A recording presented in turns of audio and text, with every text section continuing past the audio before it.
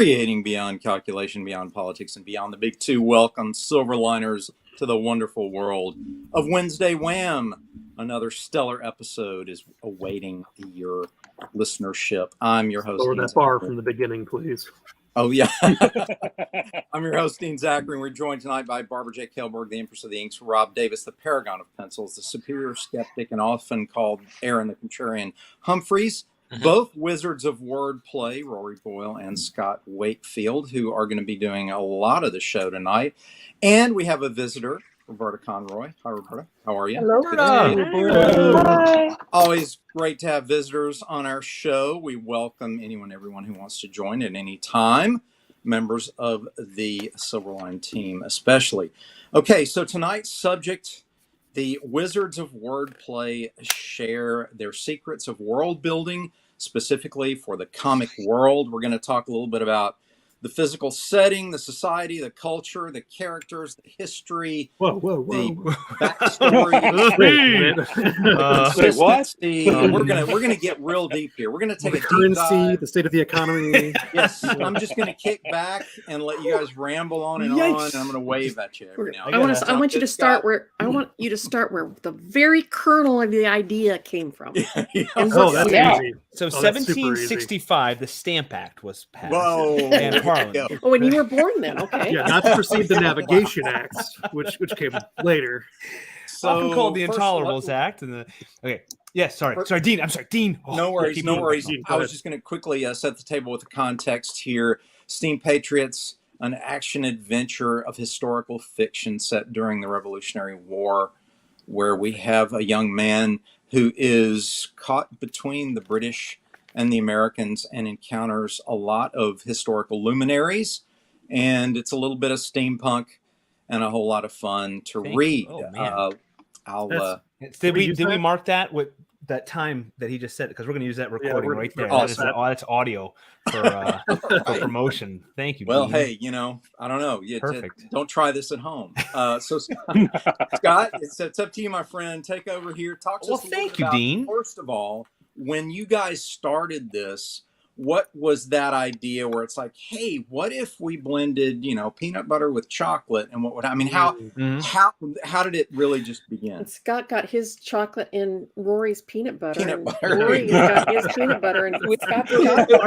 Our hands met in the popcorn bucket, and it was history. So imagine, if you will, I'll set the scene. This is a decade ago. Does everyone remember 2011? Those heady days of heading towards the teens, and two young, handsome petty officers in the United States Coast Guard. Who were those guys? Can't be you. And then there was Scott and Rory. Pan the camera around to two mouth breathers sitting there going, actually the winter months in Western New York, when the Great Lakes are frozen solid, there's not a lot to do for the Coast Guard. And many an hour, our job involved checking on marinas and trying to find boats getting crushed by ice. Literally, I mean, we would drive hither and thither. So, and often very late at night, and I feel bad for the other petty officers that would join Rory and I on our jaunts to the wilderness, and we would talk about the stupidest stuff. And we quickly determined that we were separated at birth somewhere, or we do share a mind. And we were talking about steampunk. I don't know how it got to it. No telling what anything we talked about, whatever context it was. Everything's fair game. Yeah, and it got to steampunk, and we did say steampunk as a genre generally is set 1800s, the Victorian era, and very heavy on England. And that style, but adding boilers and gears and steam technology. And so we said we should back the story up. It's got to have an origin, and then let's make it American. Why not? Because we've said this before. Neither of us knows who said, let's do Ben Franklin. And of course, we jumped on Google who actually invented the steam engine, and we're like, oh, it it is legitimate. There was steam technology in the second half of the 1700s. Do a Ben Franklin story, and we think, who thought of it? Ben Franklinstein. Yes. Like, but I think that's already existed. Yeah.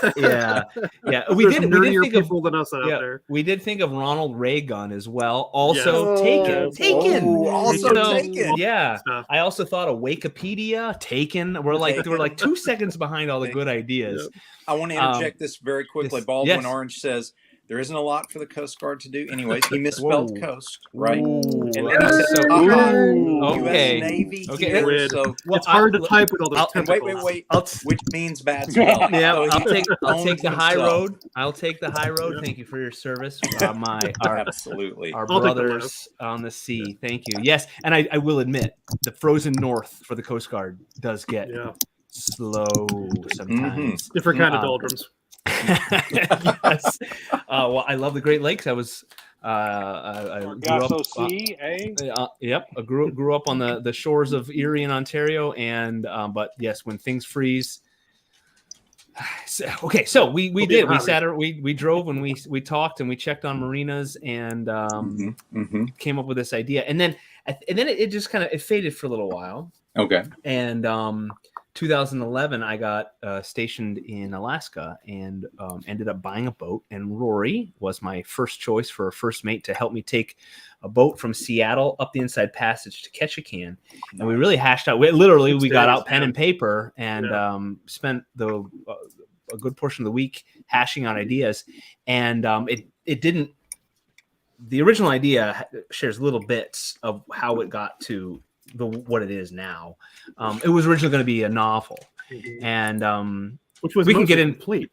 Yeah, right? I ended up doing soon after that participating in a National Novel Writing Month, NaNoWriMo, which started. If anybody does, I would definitely check it. NaNoWriMo.org.com. Look it up. NaNoWriMo.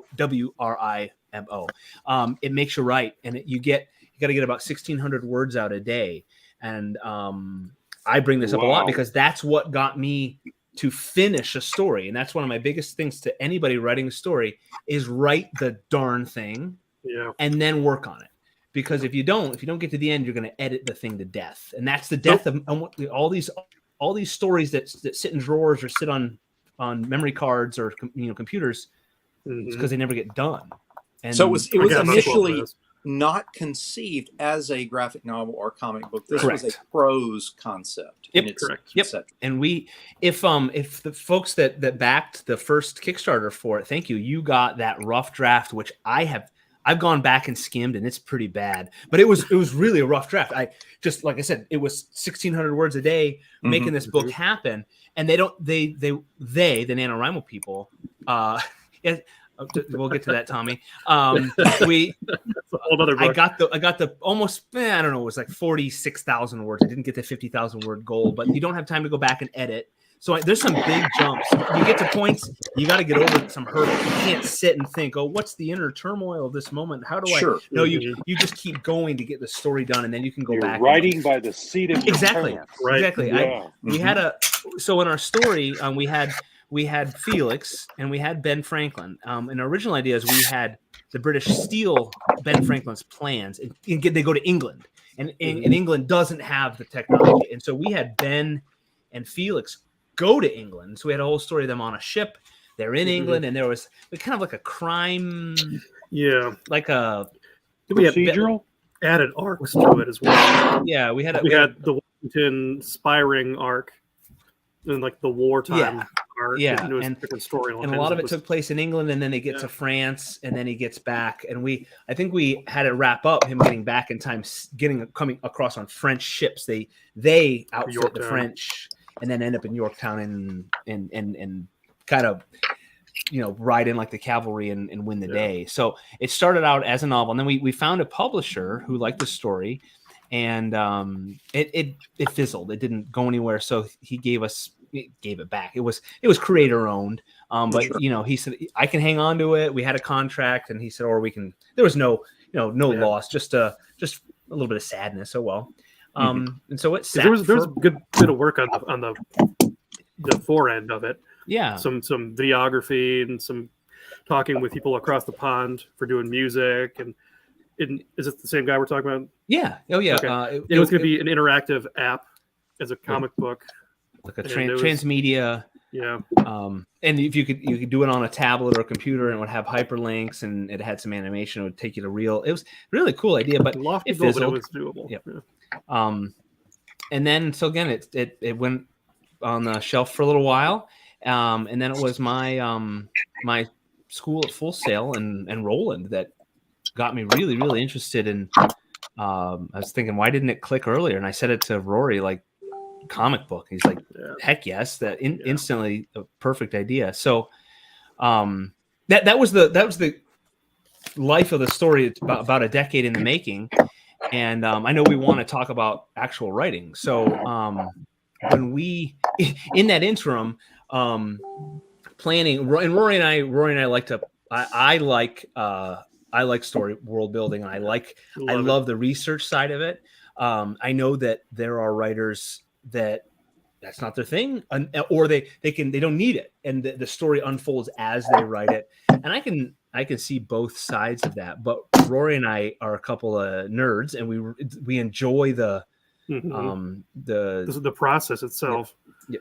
It unfolds as you talk about it, and we're so like-minded that the jokes keep rolling as we're unfolding this world into itself. It falls into our hands, and we can kind of flesh it out. Well, let me ask you: the central character, Felix Ward, who is our protagonist, we experience the story through his eyes, correct? Yes, it will follow him, and he's the hero. What's this? Not the third person omniscient, but the third person that. What do you call that? The point of view that's on the protagonist's shoulder. You know what's the word? Yeah.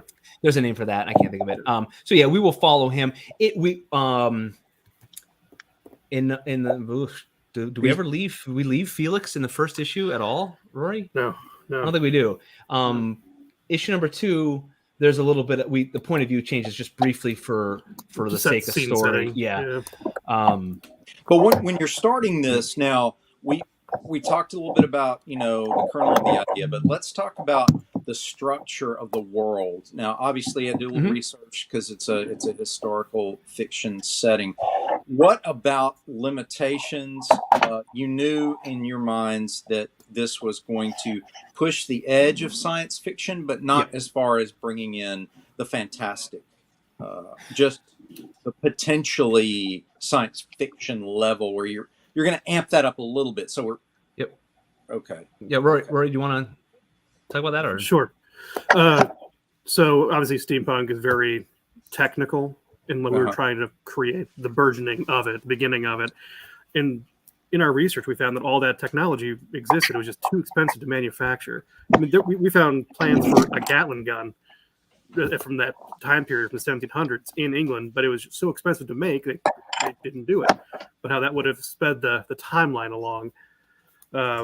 In our first issue, did we get into the boiler carriage and all that? Yeah. So we're starting slow and building almost like a boiler. Like a boiler. Well, so what about the whole Act 1, Act 2, Act 3, and the story arc itself in terms of how you knew there was the beginning, the middle, and the end? Do you guys know the end of this? Do you know who lives, who dies? Do you know that? Or are you just making up as you go along, like the creators of Survivor or whatever? I mean, do you know the entire story now? We don't, because we know chronologically when the end will be, because it takes place with real history. Okay. And we've said over and over again, we don't want to take away from real history because real people did real things. So we never want to detract from that. So we know the end, which is how we've worked. You talk about doing it in acts. We've put the end, and we have some big points in the middle, but we don't honestly know how long we're going to take to get there. Right. We have big moments within the story that we want to hit, And I think that's our major design, because you don't want to jump from this place to this place to this place just to have all the fun and all the big, locations and battles. Do you, like, a lot of times when I'm writing a story or concepting it even, and I'm doing bullet point outlines, I will use set pieces as a sort of guide. Locations become a map, so to speak. Yeah. Did you guys use locations as a map a little bit? What I've done, it's kind of worked out well, I think, and Rory, correct me if I'm wrong, if I've been envisioning it wrong. I've been looking big picture a lot. Wrong. Okay, sorry. Wrong. That's I found multiple Revolutionary War timelines. Simple history.com and all the, you can find a timeline. And so then we've looked geographically what will work for Felix, because we don't want him one moment in New York City, next moment South Carolina, next so what works for Felix geographically. And then I've been working on a lot of plot. And then when we find ding, ding, ding, this person or this place, this happened, a lot of times I'll pass that off to Rory, and Rory will find down into the weeds, what was in, this person's pocket, to at this time in this battle. Can we use that person? Yeah, 2 pence and a button. Right, exactly. and how will we draw that? How will that show up in the story?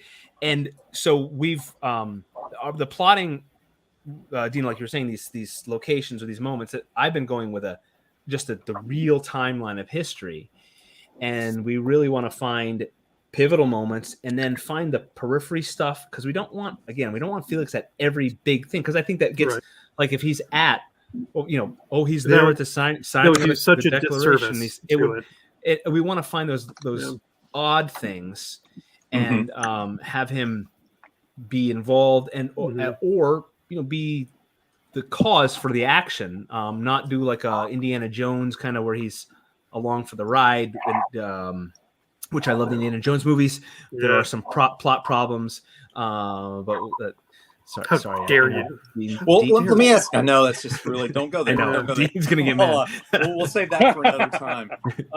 In terms of characters, though, another one of the procedures I'll go through when I'm building a story is I'll make a list of main characters, usually 3 to 4 heroes, and then a main villain, and then some henchmen. Did you guys structure it that way, or again, just sort of pick it out of history? We do have. Well, go ahead, Rory. Yeah, there is a main villain, at least for a time. Okay. Because there are so many. I mean, obviously, the big baddie are the redcoats, right? Right. You can think of it as the horde of tyranny, but there will be villains along the way because geographic location changes. And people stayed in one location for a long period of time and then moved as the battle moved, or ran away and were replaced. British generals were replaced and moved, all the time. And sure. So we have thought about, and again, we haven't solidified if we want to have a fictional villain that's pervasive throughout. But at least in this opening foray, I think it's enough. We really didn't want to be a distraction from Dean. You said he's stuck between the British and the Americans, literally and philosophically, because we want figuratively, because we didn't want it to be cut and dry that England bad, America good, because at the time it was a tough decision. I mean, and there's so much more involved. It's not just like we don't like you. You will notice that all throughout history, you will also find villains in the small things like normal people who turn on their neighbors or rat people out of either fear or greed. And I mean, your next door neighbor, who you've been a friend with your entire life, may all of a sudden turn on you, and that's very villainous. That's a villain. Yep, that's a villain too. So there's also a chance. This is just a thought. Now, I know you guys probably have it mapped out already, but if I were in a historical fiction setting which has its immovable parameters, so to speak, it may be an option to invent someone that you can dispatch without affecting and disrupting the historical record. In a gruesome death that may look like George Washington. I know. I want to quote here. Baldwin says you can do a Romeo and Juliet type story wrapped in a British American steampunk skin, with the founding fathers making appearances, or just basically drunk dudes. That's from Baldwin. Bone says, throw some romance in it. It will sell. Uh, Calculus says, buona sera, Silverliners. Well, same to you, buona Calculus. And Pop says, hey, yo. And we say, hey, yo, back. Hey, Holla. Holla. So continue. We've talked a little bit about structure of the environment. We talked about characters. Is there, since Baldwin brought it up, is there a love interest for Felix down the road? Without giving, any details away, you can tell us structurally if that's part of the story. He's a little young for Betsy Ross. yeah. So, We are not opposed to it, and we are letting the story develop. We're letting the characters come to life as they grow, because you were talking about plotting as we go. So we have the trail markers, the milestones. But even in this first issue, when we were plotting, we had an end down the road later. The first four, our story arc, but we had this one character that we wanted, who's a real person, but we can only find the briefest mention of this person. Yeah. And so we wanted that person to show up, and then we wanted that person to come alive. So we had to pump the brakes. I'm not a huge fan. Who's what's the story to where they expanded? What's the who did it? Was it Bendis? Brian Michael Bendis. He took Spider-Man. Yeah. What do they call that? Were they murdering it, butchering it? Yes, it's too much. Yeah, we want to do that. What's the word? That's not the word. Expanded. I can't. Expanded universe. No. It's beyond the Stanley and introduced Spider-Man in 6 pages, pretty much his backstory. Mm-hmm. Brian Michael Bendis took 12 issues or something, and what do you call that? It'll come to me. I got to stop thinking. It's the opposite of brevity is the soul. They fleshed it out. Well, that's not fleshing out. Gives it like a good thing. Depth. Sometimes it's too much. It's too much. It's, retconning. No, that's good. That I'm just saying, like, you can tell a story with you can tell so much with one line of dialogue can impart, right. Or you can stretch. Think of Walking Dead. I enjoy the Walking Dead series. There are some episodes that nothing happens. Yeah. You mean like Lost? It's 40 ramble? Like Lost. It's 44 ramble. Minutes of nothing. Yeah. And in any writing, comic books can do it too. Some might see it as superfluous, and some might say, "Oh no, it's beautiful." It slows it down. There's good and bad. Yeah, nothing happens. Yeah, there's good and bad. We're on a road trip and we're not stopping. You should have peed before we left. Decompressed. Thank you. That's the word. Wow. Decompressed. That's the exact word I was thinking. Yes, it has its moments. It has its moments, but we don't want it to. Then it gets tedious. It's cumbersome and slow. But we had this one character that we want to give a little more time and a little more, and then this moment. So we backed the end up, and chronologically, the first 4 issues don't take up a huge chunk of time. Okay. And that wasn't how we expected it in the beginning. So we want to let the story live and take some control of where it goes. Giving it room to breathe. Yeah. Exactly. Right? We're happy just as long as it's not slowing down where it's panel after panel of nothing. Action drives the story. Absolutely, it does. But we do have a tempo. Do we get? You don't want to have to slog through it.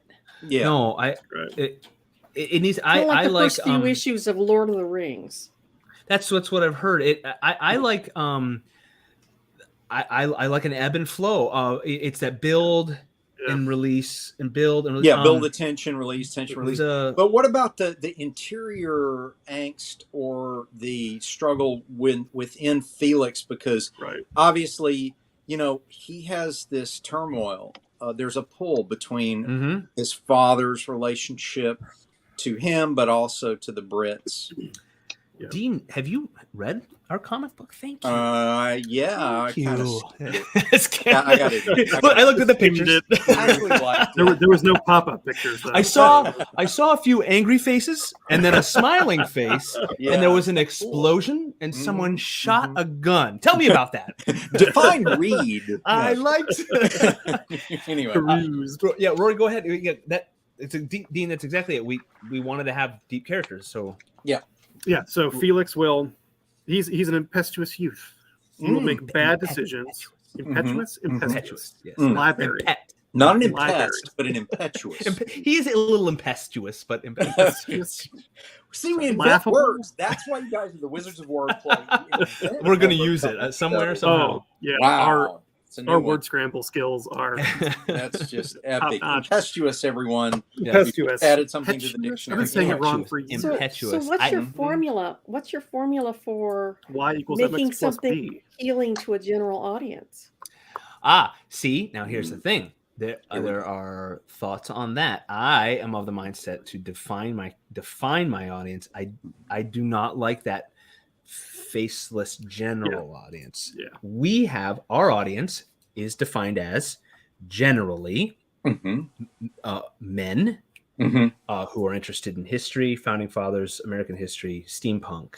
Yeah. Now, we don't want to exclude anyone, but I don't like having the general, because then it's a blob that appeals to everybody. We have an audience, and but that is our audience. It's not to say other people won't like it, but that's what we want. So we want action. We want strong characters and that are deep. And so Rory that's what Rory was going to say about when we developed Felix. And Dean, you said the beginning of the war affects Felix. Go ahead, Rory. So he's going to make big mistakes. He's going to get down on himself. He's going to realize that his actions have consequences, and that's the depth and breadth of character building that you like. Everyone went through that. I'm pretty sure everyone except maybe Dean. Dean was just like perfect from day one. Just skipped over puberty. Yeah, he came out of the womb totally confident. Wow. Wow, you guys just keep talking. You're just building my fame. This is great. We're just looking for another soundbite from you. That's all. Yeah. If you only knew the trail of destruction in my personal relationship. Broken hearts. Let's see, the train wreckage I leave in my wake. I kind of want to play Scrabble listening to what Calculus said. Big words. So big much words. You know, perspicacity. But there's another one that you use all the time, Scott. Being the Wizard of Wordplay, you always ask something, and it's always weird, and Rory always knows what it is and mocks it. But we're going to come up with that later in the show. Right. You mispronounce a word, and you always do it, and it's the same word, and you've used it in the show before. I have a lot of those. So we're gonna save that for later in the show because you're gonna remember it and go, "Oh, I remember it." Okay. Or maybe Calculus will remember it. Calculus probably will remember it because he's we'll give him 10 points. He's playing 4-dimensional Scrabble while we only play 3-dimensional Scrabble. That's a thing now. You can like stack letters on top of other people's. Yeah, I thought that was Jenga. That's I upwards. thought that was anyway. Upwards. Yeah. Upwards is or upwards. Yeah. Okay, Jenga. All right, so back to storytelling.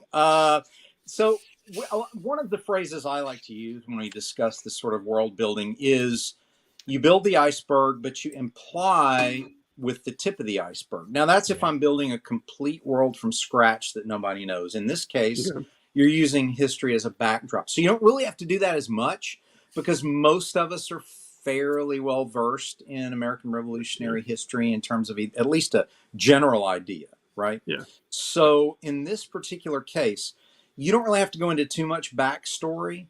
Tell us about backstories for historical figures. I know you guys had to research it, but did you try to load the dialogue to give the reader sort of an idea of where this person is at this time in the story, in history? The opening pages, we do have, we wanted there to be, we don't want it too on the nose. I hate television or or any book, when someone imparts information to someone who should already flipping know that. Like, why are you? Well, as I said yesterday, you should know that if you press this button, it will. No, I want to hear George Washington talk to his guys. Like, remember that one day in the French and Indian War? Right. As I said, That's a tomahawk. Defenestrate. I think he's defenestrating right now. Is that throw somebody through a window? That's what defenestrating means. Defenestrate? Is that? Yes. I think, to answer Barb's question from earlier, I was going to throw in my thoughts on an answer. It was basically he's using the Todd McFarlane defense, which I use all the time. I really don't calculate who the audience is at all. I just go, if I think it's cool, hopefully there'll be enough other people think it's cool to like it. I mean, I know that's flawed. Yep. But that's kind of. But we'll get more out of it. I should have probably said how do you write it so that it's appealing to people? Okay. All right, good. Oh, Richard Dunn, VIP, Steam Patriots fan. Yes. Misunderestimate the strategery. I love that. Yeah, people just want to put food on their families. Yes. Food on their families. Thank you, Mr. Richard Dunn. Yes. So, oh man, there's a silver lining under every rainbow. Wow. Fool me once. Shame on you. Yeah. Fool me twice. People with two birds in a hay, mixed glass houses. Anyway, so yes, Barb. So how do we make it appealing to our audience? Yes. Yeah. So like Dean said, so at least right now we got at least three of us. we know Dean enjoys the story. Rory enjoys the story. I enjoy the story. Thank you, Barb, and you loved it too because we wanted good characters. We want action. I love history. And Rob's loved it too. Thank you. And the history is appealing. And so, Dean, your question about how do we impart history? I love imparting information in dialogue. I really love. How many reams of notes do you guys have? Well, I was going to say, show the notes. Have you seen the conspiracy theory boards with the red string? Gift from Rory. Gift from Rory. Wow, those of you watching, gift from Rory. I did not steal that out of the local college, but Revolution Wars. This is American Revolution. This one, David McCullough, great book. David McCullough just passed away, I believe. David McCullough. Oh, I get that. 1770. A year or two ago, but yeah. Okay. We have mountains and mountains and mountains of notes, but we want spoiler. We can start our own private library by the end of this. Well, nice. Yeah, and the digging through like the 50-cent hardcovers at that Goodwill and stuff like that. But we know kind of what we're looking for, so we want to find those moments. I just found out. So this a gift from Rory. Teaser. Anybody who's paying attention. That gentleman. At the Siege of Boston, did a cutting out. Meaning he stole a ship with a bunch of other guys full of supplies. It was just a one moment thing. I didn't know it until I read that book. Wow. So like, bing, that's a really cool. That's not on his Wikipedia page. I can't find that. Can't find it anywhere. It really isn't. I can't find it anywhere else. So we want to steal that little bit. Well, now we got to hail one off. Well, we do. It's okay. So we want. I like imparting information with dialogue, and so. Like I was saying, Rory has been really good at finding these little bits of history. These little so-and-so was here or not here, or so-and-so had a limp. Really, like Benedict Arnold got shot. He had a limp. Battle of Concord. I can't remember. Benedict Arnold got shot. He had a limp. So stuff like that. But we don't want it to be on the nose. Well, the Stamp Act. You don't want to. Yeah. You don't want to lecture. In other words, you don't want to lecture, but you want to hint. You want to exactly. And again, the history nerds will catch things that the average reader may not, but that's totally okay. We're going for those. We have you can have deep cuts in there. You can have towards the end of issue number 1.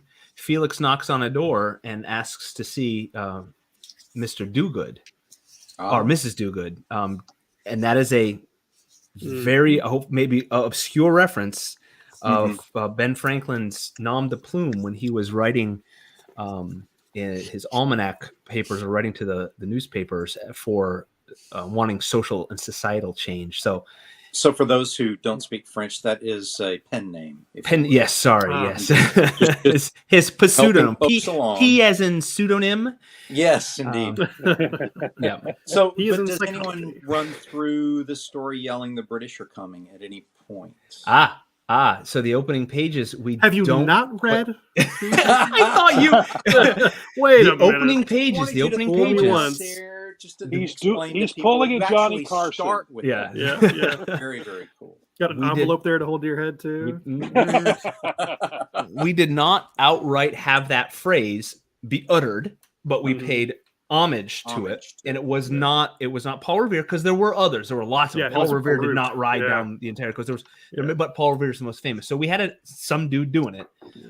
He doesn't get a name. We should name him if there's ever credits. There was people that went out in all different directions. Exactly. Yeah. Absolutely. Who were more effective. Actually got the word out to more people. And I believe Paul is it a Whitman poem?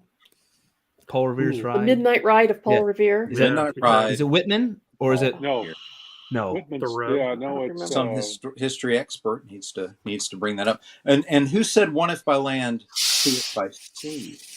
I don't know who did say it. Who was that? Was Boston though, right? Yeah, That was Boston. Yes. The Old North Church. Yeah. The location, But which yeah, is where Paul Revere went. He went to Yeah. Concord. He rode to Concord. He's the Lexington. From the Old North Church. Yeah, and see, this is stuff that like I there's so much information, and I've forgotten so much of it. and it's from a Longfellow poem. Longfellow, thank you. Longfellow. Yeah. Okay. And I've been diving so deep into just the beginning. Like I said, we've got these big points later on that we want to hit, but finding the details. Even so, in our research, I came across a couple albums of Revolutionary War and colonial music, and there's a really cool song about Matt Anthony Wayne, an officer, and the lyrics are really cool. Rory and I kind of plotted it out. At least a portion of one of the comics, whenever it's later on, it's like 1780, so the pace we're going, it'll be years from now. But the lyrics would make a really cool, sound effects caption, as if someone's either singing it or playing it, and then visualizing as you bang bang the rifles go, down fall the British foe, and it's kind of cool. It would be really bang bang the rifles go, and then just a couple pages of that'd be a neat intro. Have some bard, some guy singing, some troubadour singing the song. Just that song. So that made me want to research Anthony Wayne and what he did. Can you have a fife and drum corps? Yep. Yes, Paul Revere. He did say, he didn't say the British are coming. The regulars are coming, or something like that. Yeah. It's one of those, like with Nathan Hale, that he not. They don't know if he actually said exactly. I regret it. I only have one life to give. Right. But he said something to that effect. So, what about the when Felix gets near the end of the story? Does he have a growth journey? In other words, does the character change with Frodo, for example? When we started with a little bit of Lord of the Rings reference, with Frodo, he grows up from sort of a sheltered person to someone who's more aware of the large conflict in the world around him, and he grows to be tempted by the ring and almost falls. And without Sam, some would say maybe he would have. But again, a debate for another time that we will approach. That's another show. Debate. It will happen. But that being said, we're talked about Felix's journey, where he starts and where he will eventually end up, without spoilers. You want to do that? Yeah. So, starting, Felix, this young gentleman working with his father, impetuous youth. Another impetuous reference. Awesome. Impetuous. Wow, we're going to come back to the impetuous. That's going on a T-shirt before it's all over. Impetuous. Indeed. Continue. Sorry. He's rambunctious too. He is. Yes. Quite. So we don't have so much of. There's not a heavy backstory to Felix. you get bits and pieces. His father's there. A little later on, his brother. You hear about his brother. So this is a family dynamic that's in the background that may come out. Did everybody who read it catch that he has a brother? Did everybody catch that? It's one line. Okay. It's been a while since I've read it. It's okay. We wanted it to be just because it wouldn't, because his dad wouldn't say, It's well, remember It's you have a seasoning. brother? Yeah. Remember that other boy? Remember? Well, since you're one of two boys, you would know. And no sisters. Yeah. Right. Sorry. So Rory, it will be a coming of age tale for Felix. Okay. He will go through the emotions. He will learn how to become a responsible adult. He will make mistakes. He will regret things. He will be remorseful. He will suffer. And those are the mile markers in anybody's life where you grow. And it's wartime, and he's a young man. Okay. He will. So is this like Joseph Campbell's hero's journey? Is it similar to that? Yeah. And that he'll come across a wise person who will help him along, and Or maybe so. He'll get his hand cut Maybe off. not so wise. And then he'll come back a swordsman and act. Right. Yeah. Yep. He's actually an immortal, and he's going to start lopping heads off. He's going to find a Sean Connery, and this is actually all highly. Anywho, yes, he does grow.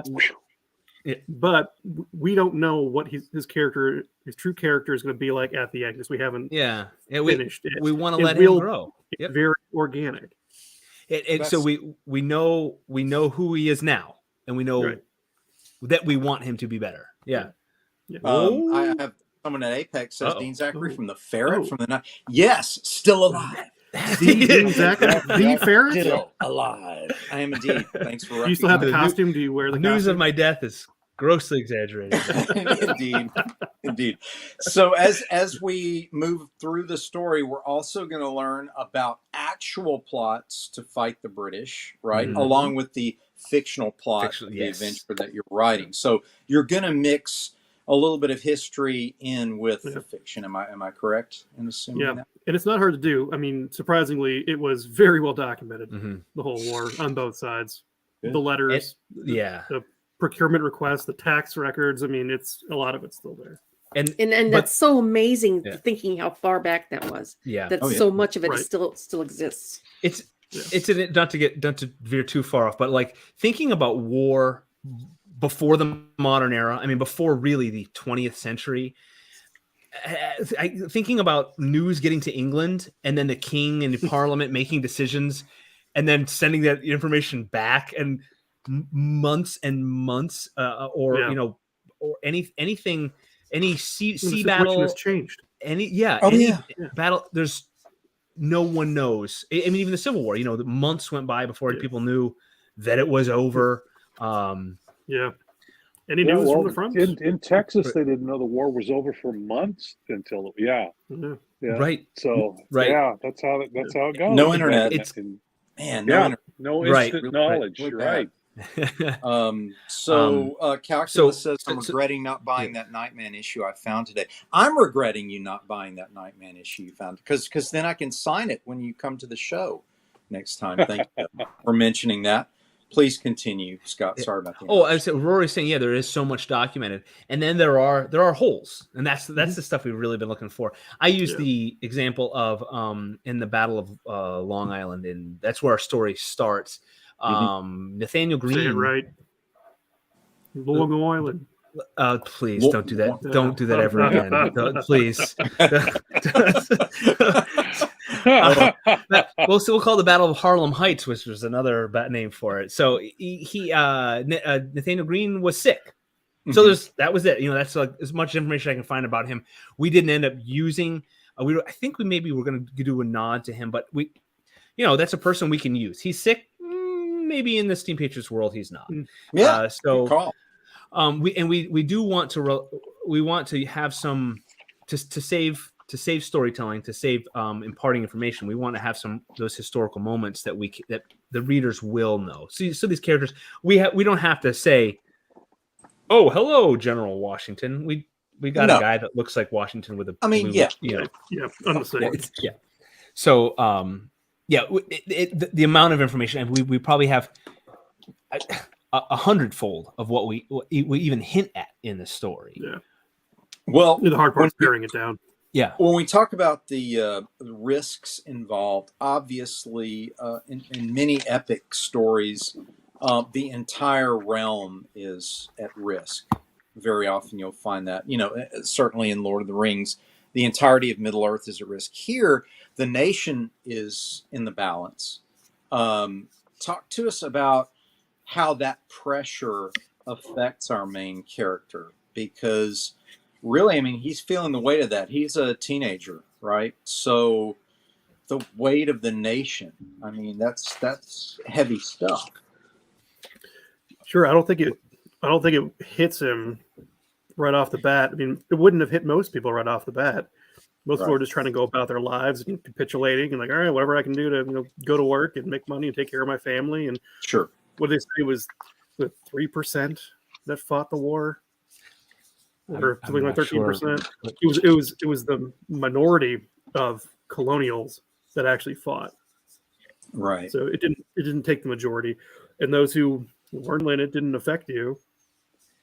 And the mindset, Rory, you're saying about that, like, I'm a farmer, or I'm a tailor, or whatever. I'm sorry, I have to go home and take care of my farm. Sure. And so look at the movie The Patriot. He was so reluctant. Yes. Oh yeah, yeah. And so we wanted to impart that feeling that it's not easy. It's not easy. Yeah, I'm gonna go. I've got a family to feed. Right. I've got a family to feed. Had no pedigree of warfare. Yeah, right. Skirmishes, but fighting, not against the most powerful country in the world. Mm-hmm. Are you going to include, in other words, the unorthodox style, the guerrilla style of warfare, if you will, that the Americans used, because the British were used to formal warfare and and they were pissed. They were like, "You're not playing fair." Right, you're not playing right. They're not doing it right. That's how I play. We don't fight. That's how I play poker with the people that are all serious, and I'm like, this one, in. Obviously, you're gonna address that, right? The unorthodox approach. Yeah, I'd like to. I think it'd be great. Okay. Yes, we want to. We want Felix to be kind of tangential to a lot of the big stuff. So he's going to be put in a unique situation where, because of his mind, he can remember stuff. We want him to get he'll run messages. So that's a way we can get him to move around the country. Like, he doesn't need to carry a slip of paper. He's protected. He's a courier. Yeah. So he'll he'll be part of a sneaky operation, or at least for a time. Yeah. The issue number 4, we're going to have him be part of a big operation. But his goal, he's got a goal within the big battle is not necessarily, a rifleman on a line. So yeah, he'll be able to work like that. And we've toyed with, like, would there be a reason that he has to slap on a uniform and stand in a line? I don't know. I don't know. We haven't foreseen him in. We haven't foreseen him in that situation. In terms of the technology, we've talked a little bit about the steampunk technology. There is an advanced piece of equipment in the story. Obviously, if you're going to use that advanced piece of equipment in a major battle, then you're dancing on the edge of historical alteration. So I would assume that you're going to write the fictional technology as part of non-recorded battles or off the grid type of battles, or part of the battle. Okay. Meaning, if the Americans, it kind of works out great, because a huge portion of the war, the Americans lost. It was a lot of retreating and a lot of losing and a lot of questioning. Tactical relocation. Questioning Washington. A lot of it. Should this guy be in charge? Right. We want it to be part of the action, and there will be moments where it is pivotal. But in good story, I like good story. If it's an action story, especially, I like lots and lots of failures. I I like compounding If failure. it can go wrong, it will go with wrong. one glimmer, Especially of with good new technology. Yeah. We wanted, while the Steam technology is becoming, it's not just in its infancy, but it's just past it. So it's still, I mean, if you think of the automobile at the very beginning, you know, what did it look like? Did it have a steering wheel that went like this, or did it have levers? Yeah. So the Steam technology and things break down. I think there's some line somewhere about someone telling someone with a car to get a horse, you know, because so the boilers won't be that great in the beginning, and they will sort of help be a problem. So that's our plan for it. Can you talk a little bit about the technology? In the cover that I drew a very interesting contraption. Yes. Can you at least tease that contraption? First of all, Richard says Felix will be completely misunderstood? ? Felix, Richard Dunn, Steam Patriots VIP. Felix will be, I wouldn't say completely. He'll be trouble though, because he's too smart for his own good. Yeah. And all of his seniors know better. Yes. But yeah, he will have it'll be a hard row to hoe, because he has ideas, and a lot of folks won't want to go along with it. Yeah. So he'll be fighting the traditional way of doing things, the old way of doing things. Okay. But yeah, we want him to have to struggle with being understood. Calculus said, Red Coat, hey dude, why aren't they lined up? Other bit, no idea, Red Coat. They're cheating, run! In a British accent. Yes. Actually. Where's Peter? What? No, wait. That accent is, I have read, historians say that the British during that colonial times did not sound like they do now. Yeah. Yes. That rhotic, RHOTIC, I believe it's what's called that rhotic, the removal of the R, very much like a Boston accent, and the way the Queen speaks. I know I'm speaking in general terms, and for our friends in England, I may be getting it wrong. That is an affectation that was adopted and became the general accent. So if you can wrap your brain around a war between Americans and British, they probably sounded the same. Yeah. Are you saying they all talk like Peter? They did not sound like Dick Van Dyke in Chimney. It actually sounded more like a Southern accent. I believe it. Yes, it was closer big influence. To that. Yep. And but then you throw the Scotch and Irish in there. Who knows what's going on there? There was a lot of yar, perhaps. Nar. Yeah, they sounded like pirates. Right, I like to think that a lot of them sounded like William F. Buckley Jr. That transatlantic. Transatlantic. Yeah, just a bit elevated, but not too far. Yes, not quite there. Indeed. A little bit of English. Name the Disney movie that gives a nod to William F. Buckley Jr. The Disney movie. Anybody? The Disney movie? Disney movie. Wow. 90s Disney movie. The 90s Disney movie. 90s Disney. A few provisos. Huh? Aladdin. Aladdin. Yes. Aladdin. Aladdin. When he's going through, when he's making. Yeah, he turns into wishes, him. Yeah. He turns into him briefly and says the word provisos. And so, William F. Buckley Jr. What weird. Who was a sailor. Yes, he was. He was rich. Short video he was a rich coastal. He was Yale. So Dean here we go. Calculus says they all sounded like. So no one could understand them. So no one can understand what they're saying. I love Sean Connery and Gerard Butler, but I think they're just Scots with a lisp. That's their claim to fame. Oh my! There are a lot of other Scottish people that don't sound anything like that. No. Has anyone seen the Saturday Night Live bit with James McAvoy as the air traffic controller? No. And they're trying the pilot passes out and they're calling air traffic control in Scotland and they can't understand. It's hilarious. Yeah. Scottish air traffic control Saturday Night Live, hilarious. That's got to be up there with German lighthouse keepers. Oh yeah. What are you thinking about?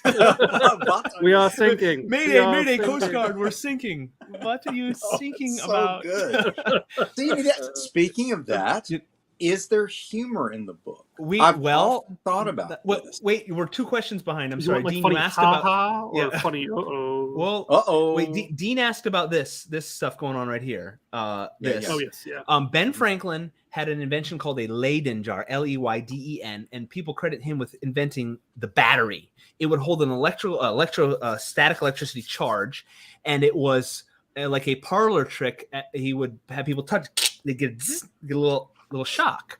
Mm-hmm. So we just took that idea as some sort of like capacitor or something that would build an electrical charge. And Dean took an image of a Leyden jar and he drew it into this weapon, which was like exactly. Amazing. Yeah, it was awesome. So it was fun. It was a fun thing to do, but I sort of went overboard and thought, hey, what if he was Tesla before Tesla? Right. Nothing wrong with that. And we've had so Tesla many needs a hero moments. too. In the comic book world, this is what I think what is unique to visual storytelling is the wordsmiths match up with the visual artists, and sometimes frequently you get this really cool, like, what if we drew it like this, and then it becomes something not completely different or something better. I think it's really cool. So Dean, you drew that, and that's like not exactly as we imagined it. But when you sent me that file, I was like, oh my gosh, good. yes. There's a banner for it. Way better That's than at what conventions. That banner pulls more people. Yeah, it's a cool banner. Glad. People are like, I what? remember we had it at the con last year, and people were like, wow, so it works. It's cool. So humor. Talk to me a little bit about humor. We we haven't put a ton worked in. Yeah. So quick repartees or So in other words, it's going to come more from witticisms and interactions rather than a sidekick that's funny, like in Star Wars it's two robots, or there's always this sort of feeling with a lot of creators that they have to have a humorous sidekick for comic relief. I've tried to do that. It doesn't come naturally from my characters. Mine tend to be a little more serious, but I like when people who are gifted at adding that humor can pull it off. And I was wondering if you guys are going to bring in a sort of Anthony Daniels C-3PO sort of jokey character at all. No, I think it would be more just the quick wit, the quick retort, because that's Scott and I. That's what we spent like 20 years doing. Yeah, that was mostly making. I thought you guys were just razzing fun of each other. Yeah, and it becomes so fast. But like I don't know, military, law enforcement, any close knit group like that, it becomes second nature. It all means every bit of it means I love you, man. Exactly. I never had sometimes. So there are moments, but very often I find that character just. It feels shoehorned in, and non-genuine. Right? Is that a word, or is that another one? This non-genuine, I think, is made up. Disingenuous, which is the word I was searching for. Non-genuine is perfectly cromulent. Wow. What was the other one? Okay. Earlier, somebody had disingenuate. I don't know. Defensive. Misunderestimate. Defenestrate. To throw somebody through a window. Defenestrate. Throw somebody through a window. Yeah. Words. Yeah, we don't. Calculus. For you. No Jar Jar. No, thank you. Perfect example. I think. Misa not love.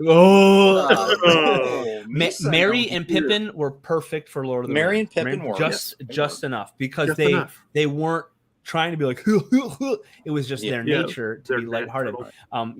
So I have and we put a little. It's a very very. Vague nod.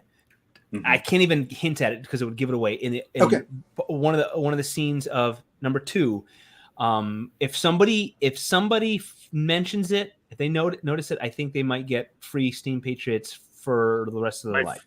Yeah, we've got a little hint to obscure pop culture. All right. So if they notice beginning, at the end, is it in the middle? I don't want to. It's in the middle. It's somewhere. It's in there. You'll have to find it. There's actually hidden clues in the first 4 issues to a buried treasure. To the location Nice. of Templar The Holy Gold Grail on Oak Island with Shakespeare's hidden manuscripts. Dean's he's like, I got it.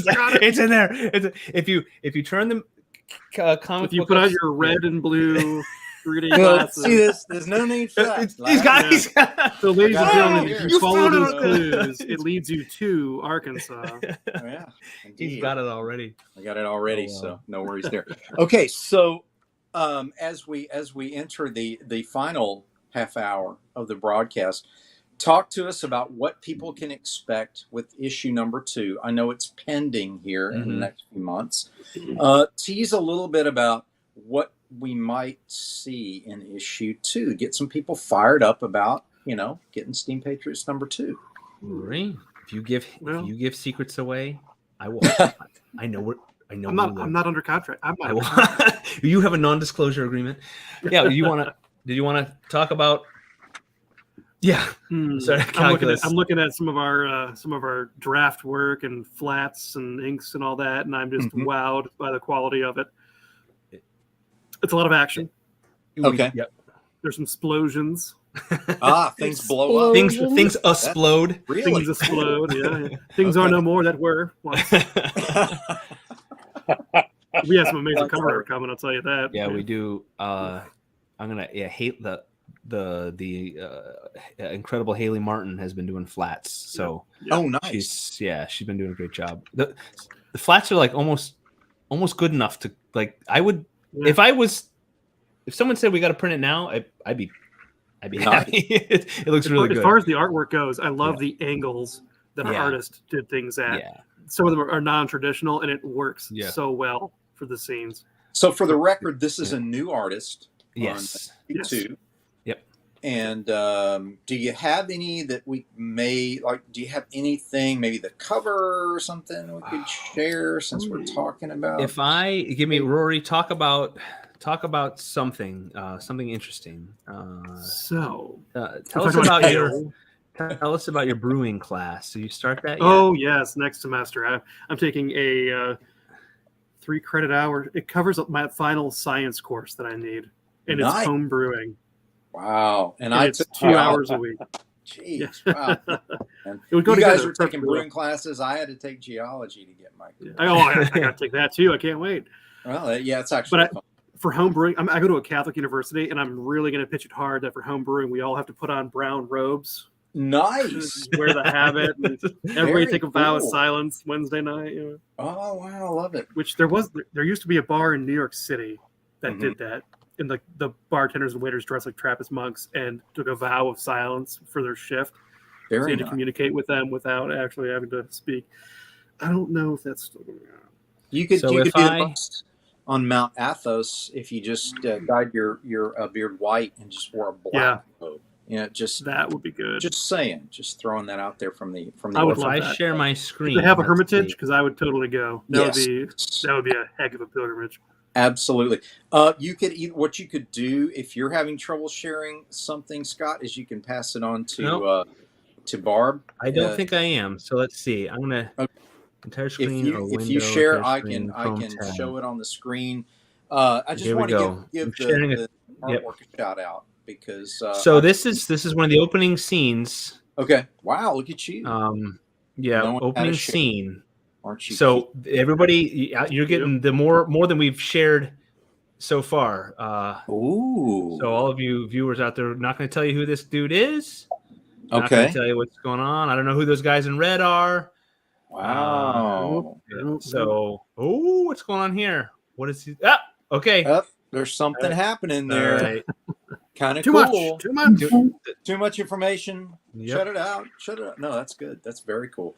Thank you for sharing that. Calculus says that he's taking a history glass, indeed, which is similar to a class, I have a where history me mug. and the teacher go on tangents about stuff not in the textbook. I think that's pretty much everybody's glass. Yeah. The best part of college is having a history glass with your professor. Especially after hours. Oh, I knew. We're building a pub on campus, We and it's know. going to be amazing. That is I think that's the mark of a good teacher. If it's what every student loves that's not interested in the topic. when the teacher appears, right. and then everybody's like off. Oh, yeah. Right. This isn't going to be on the test. Yeah. Exactly. Oh, high school. Okay. So sorry, I'm reading. Are you crafting this as a 4-part or a 6-part, or do you know yet? This is the first arc is 4 parts. So okay. If it goes, yeah. Yeah. Well. Yeah. Yeah. Okay. This is high school though, Yeah. so yeah. That's probably not. Yeah, 4-part arc. We plotted out the beginning, middle, and the parts of each individual, and then we want them all to fit. And the problem with storytelling and a lot of is that slow middle, that bloated middle of any story, in which we didn't want. We didn't want. That's when you go for a shootout in a strip club or a house of ill repute if it's a Revolutionary War story. I'm just throwing that out. We do have plenty of. There were ladies of the evening dead everywhere. right. We have plenty of opportunities for action, so I don't think we'll worry about that. But we didn't talk much. We're introducing that character you just saw. That was the first page of number 2. That character is going to come in, going to be integral to Felix's life, and we're going to spend 2 and 3 getting to know that character with a mix of action, a little bit of sneakiness, and then we're going to have. I have a theory. Don't ruin it. Don't ruin it. No. There's a theory. I want to hear it. I'll talk to you after we. Okay. Silverline after dark. If anyone wants to rewind the tape, there are hints in this episode of who's getting introduced. I know who you're talking. So, but anyway, we'll just skate right past that. Yep. And then 2 is gonna, we want people to want number 3, so it's we've got some cliffhangers and some problems. We want the building problems. Oh yeah, and we wanted those problems. I think I've said this before. I don't like characters when they're lucky. I don't like. So I talked about Indiana Jones. I feel like Raiders of the Lost Ark.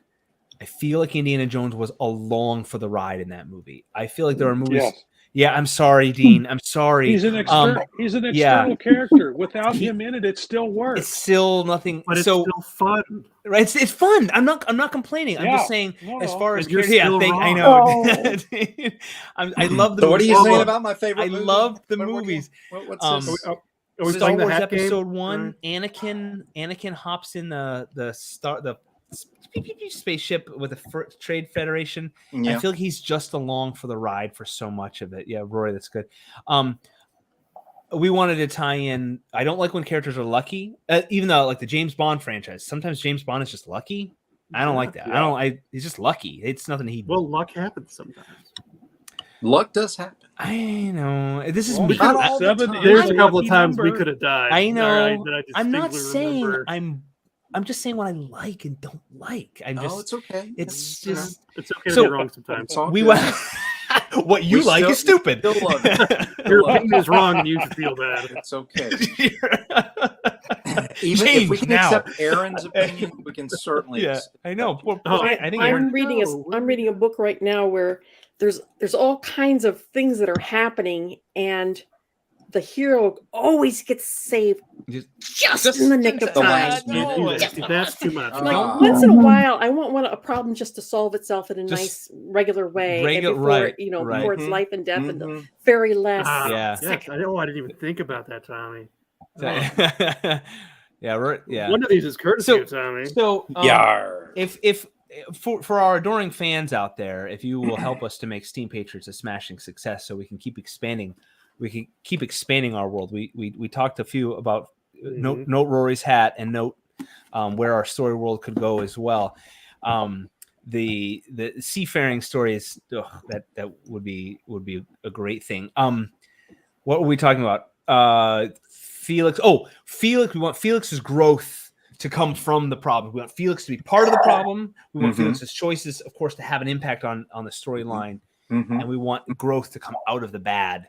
And so he learns. So he's not just along for the ride, right? And that's Rory, right? That's what we really wanted to impart in these in this. Like we want to instill that emotional connection. You will feel what he feels. Yeah.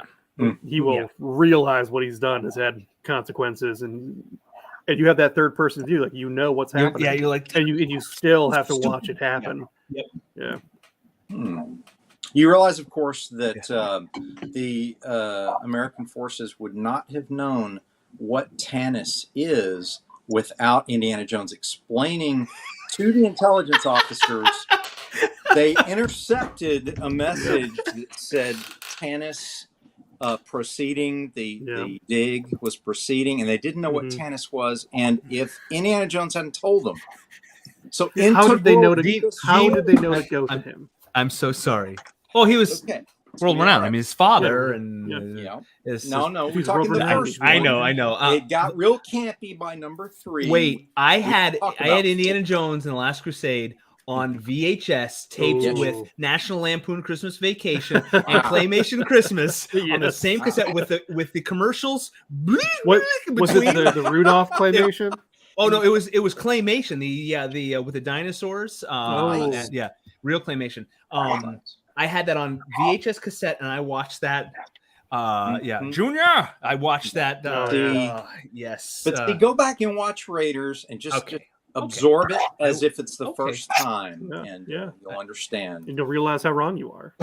Again, let's rename the Gospel of Indy. The title of tonight's episode has been "How Scott is Wrong," or how we took Rory Scott to school and showed and how Rory became a brewmaster while pretending to get a major in something else. Yes. No, my plan is working.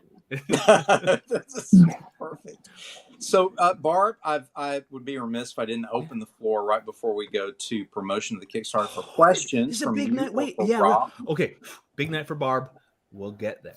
Yep. Oh yeah, absolutely. I was going to say, Barb, did you have any questions that you haven't thrown out for the Wizards of Wordplay here? It can be anything, like what was your favorite color? But... I'm single. Well, I know that we're starting a Kickstarter within the next few minutes here. Yes. And that it has 5 books, but one of them is not Steam Patriots. Correct. Unfortunately, when can we Barb. expect? When can we expect? If we gave any absolutes, Roland would shut this down immediately. You're fired. Get out. If I didn't live up in north of the Mason-Dixon, he'd be at my door to slap me across the face. He doesn't have a northern passport. He can't come up here. Well, starting in 2020, we had to sneak him in. Well, so given the Silverline cycle, starting in 2023, Silverline is going to do quarterly Kickstarters. Yeah. Spring, summer, fall, winter. And we're this close. We've had some hiccups, and a lot of it's my ability to create on a timely schedule. If I could, again, to our adoring fans out there, if you could just send Silverline a few $1 million, we could all just create, and we would make so many comics you wouldn't know what to do with them. It would just be a never-ending stream of amazing comics from Silverline. So I have the tickets, so we're good. No, Rob's going to be a billionaire. Close to a billionaire. Yeah, Rob's got it. Yes. So we in our schedule being able to getting create together. Right. I have one more question. Is that darn tootin' if I give away any information? I think that's what he's darn tootin' at. So, I have one other question for you. I have one other question for you. What is your opinions on a Deus Ex Machina? Good question. Excellent question. Wait, the game or movie?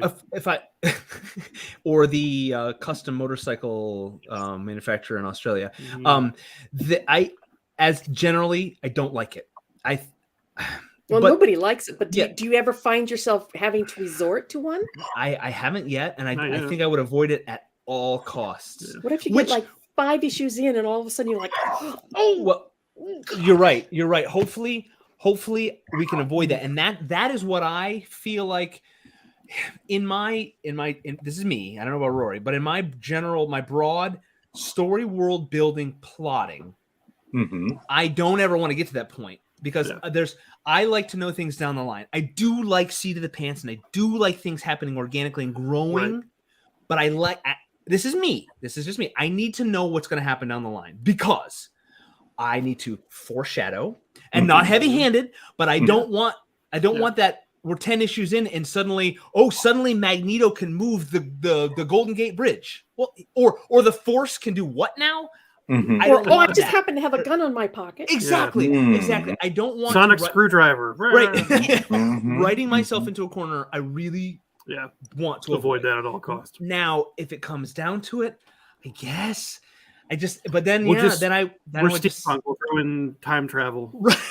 If you have to resort to it, at least try to make it make sense. Exactly. And hopefully I don't think we'll ever have to go into it. Yeah, hopefully we'll have seen it coming, like, oh crud. Yeah. And then it'll lay the groundwork so it's not a surprise. So it's not just boundaries to work with. We have the boundaries of history, and I think you can get more imaginative when you're playing a game that has rules. Yeah.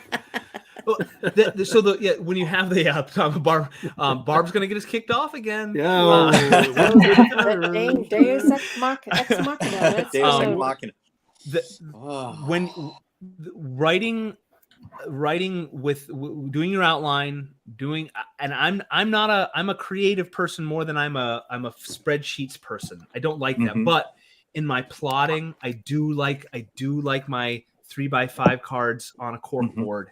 And I like seeing it, like you said, Rory. We can work within our world where it's not just flying out of control. Yeah.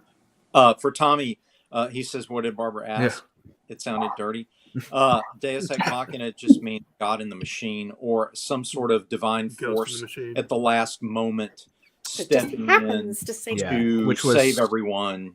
Giant eagles rescue. Yeah. Speaking about boundaries, was it G.K. Chesterton that talked about if you have a school and a play yard that is on top of a cliff, the kids won't go anywhere near the edge. They'll all huddle together, in the middle of the yard or by the building. But if you put a fence up that goes all the way around to the edge, they'll explore and have fun in the whole area. So that's what it's like D&D we were talking about earlier. Those rules force you to be more imaginative. Oh yeah. I don't know. Yeah, I've heard of that. Idea of having knowing the boundaries and feeling comfortable knowing within the rules them before you can bend them. Yep. You're welcome, Tommy. Thanks, Dad. Is that Dean or Dad? Was he calling you Dad? I'm going with Dad. Thanks, Dad. There it is. It's like you get 5 pages into a fight scene, and all of a sudden the guy happens to find a gun in his pocket. Come on. Yeah. What a coincidence! Winky dink. I forgot I was ankle carrying. Yeah. Plus, I heard a rumor as we lead up and get a little bit closer to the countdown here. I heard a rumor that there's some original art in this particular. Oh my God, there is so much art. And there is actually an original Mark Nelson piece for sale.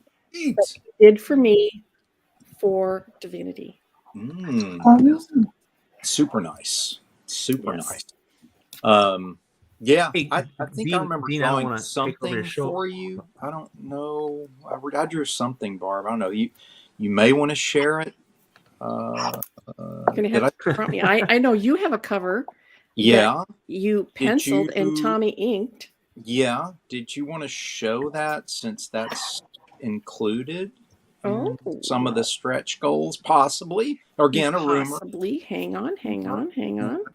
Before we get to the actual countdown time, Scott had suggested we count down from 1,000. I think we're way 999, 998, 997. But I think we'll start with 10 right here at 25 after the hour, and we'll go. Are we doing the countdown? Is that what we're doing? We're gonna do the countdown.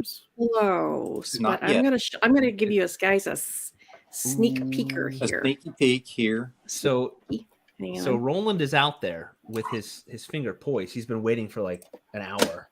Oh yeah, he's poised. Getting cramped. He's got pink slips all in his hand. To launch this.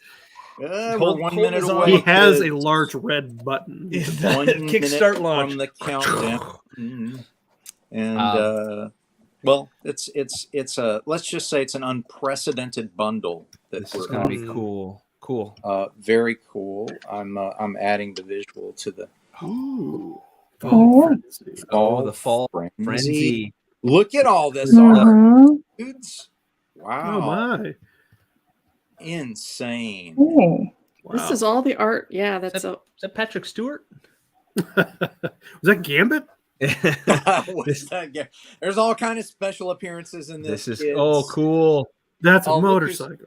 That's Ken Hooper's up cover. here. This is That's cool. wow. Oh man, Look who it is.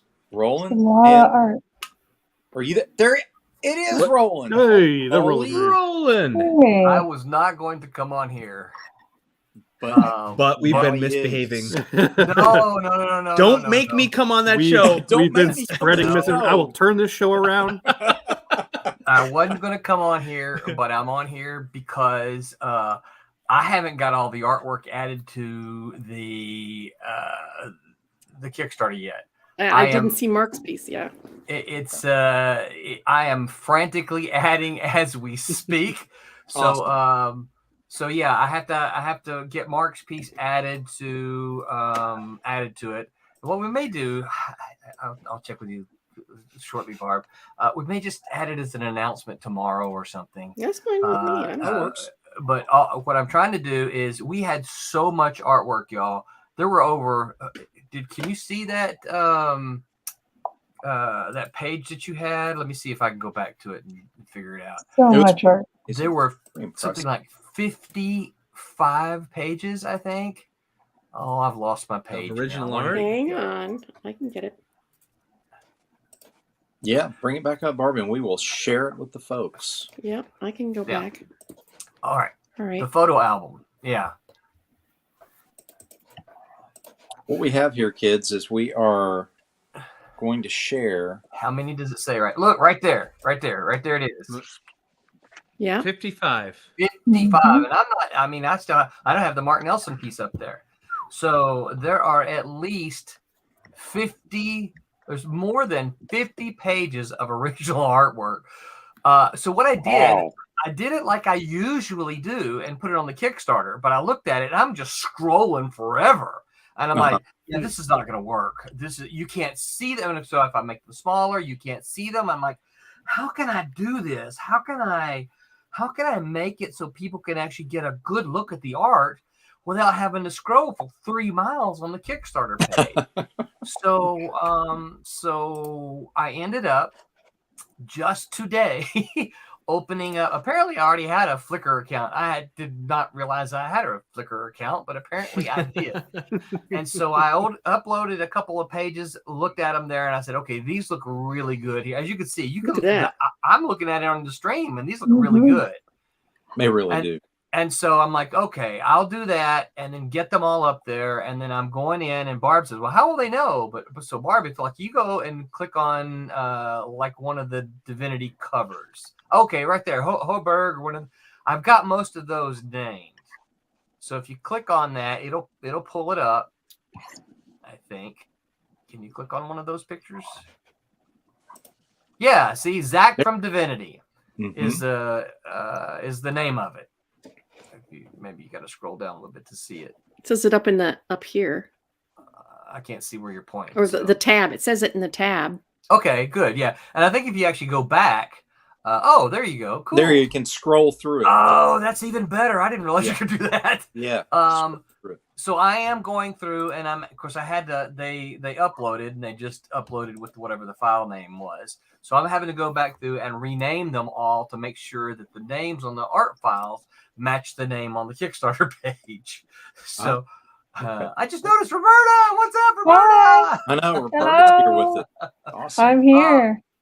So that's what I am trying to do at this moment. So I will be doing that after we launch. The Kickstarter will be live, and you can still back, and there is some of the artwork up, but I'm adding as we go. So okay, is it late fair? night for you. I came on here to explain that. I understand, and we appreciate that. Is it fair that we start the countdown?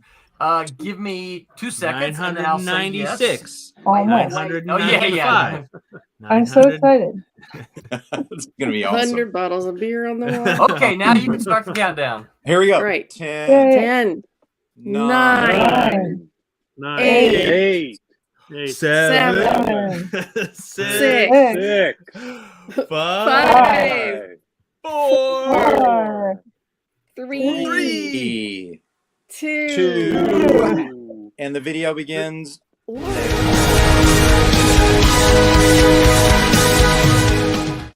Hi, and welcome to our Kickstarter. This is our 21st Kickstarter. 21. That's pretty cool, isn't it? If you've been around for the others, thank you so very much for your support. You know that we like making comic books, and you know that we deliver, so thank you so very much. If you're new, let that number sink in. 21. That means we've done 20 other Kickstarters, and we've fulfilled them, shipped them, everything. We like making comics. So I'm going to shut up talking, and I'm just going to go ahead and tell you about it. We've got 5 comics in our Kickstarter this time. The first one I'm going to tell you about it is Trumps. This one is Trumps number 4. It's the conclusion of our mini-series. All the armies are in place. The battle's about to begin. We've got the clubs and the diamonds. They're about to go to war. And then there's spades and there's hearts. Only one of them can be Trumps. Who's it going to be? You got to read the book to find out. Now, I'm going to let Barb Kalberg tell you about Divinity. Take it away, Barb. Hi folks, this is Barb Kalberg, creator of Divinity. As most of you know, Divinity is a young girl with amazing healing abilities, and everybody would like to get their hands on her. In this issue, she has fallen into the hands of an unscrupulous foe. Her brother Zach is on the run, trying to keep his own self alive while finding a way to rescue Vinny. Thanks for watching, and thanks for reading. Thanks, Barb. The other one I'm going to tell you about is Switchblade. This is another conclusion to a miniseries. This one's Switchblade number 3, and it concludes our miniseries of Switchblade. Again, the pieces are all in place. Is Scott Nathan, aka Switchblade, going to have the grand finale battle with the serial killer? I think he might. But are the cops going to get in the way? Don't know. You got to back the Kickstarter and find out so that you can read it. The next one is the new book by K-list writer Brent T. Larson. This one's called Cape Town. We've got a superhero theme going on this time. Did you not figure that out? Cape Town is another one. It's in the last days of superheroes. Are the superheroes all gone? Where have they been? Where do these superheroes come from? That's a mystery to be solved. And you've got to read Cape Town number 1 to find that out. And the final book I want to tell you about is The Pendulum. It's number 1 of one of our remix series. It's about an aging superhero who is looking back on his life. And he's like, man, what can I do? I've had a superhero life, but I've got so many regrets. But I'm an old dude now. What am I going to do? You got to back the Kickstarter and find out. Back it if you can. There's 5 comics. There's all kind of tier levels. We've got all kind of add-ons that you can include. Original art. There are back issues. There are t-shirts. Back where you can. And if you can't back, we get it. We're still in a depressed economy right now. But you can share it. Share it to all of your friends who like comic books and say, hey, look, these guys deliver. So we're asking you to come along on the ride with us. And until then, remember to make mine Silverline.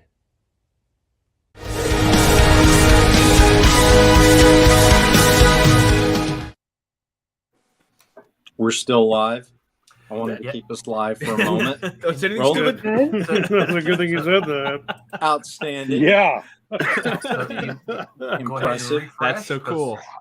Roland, anything you want to add to that before we sign off with Flip folks? that switch. I you know what? I flipped the switch when y'all counted down because I thought that's what we were counting down to. Yeah. Oh, yeah. Yep. Oh, yeah. So all whoever's screen is up there just needs to refresh. Oh, that okay. Let's see what we got going on Yeah. here.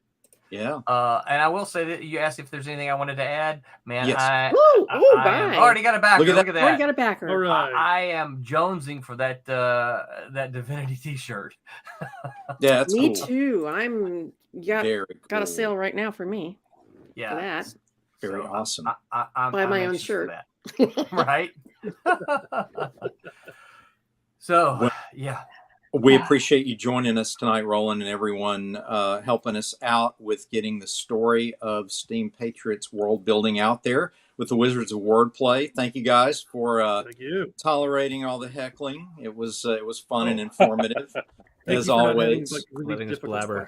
It just wouldn't be Wednesday Wham without a lot of heckling. So we like to keep that tradition alive. And we also, as we like to say goodnight to everyone, we like to always use our phrase and our motto, which says, "Make mine Silverline." Good night, everybody. I'm Pat Broderick. Make mine Silverline.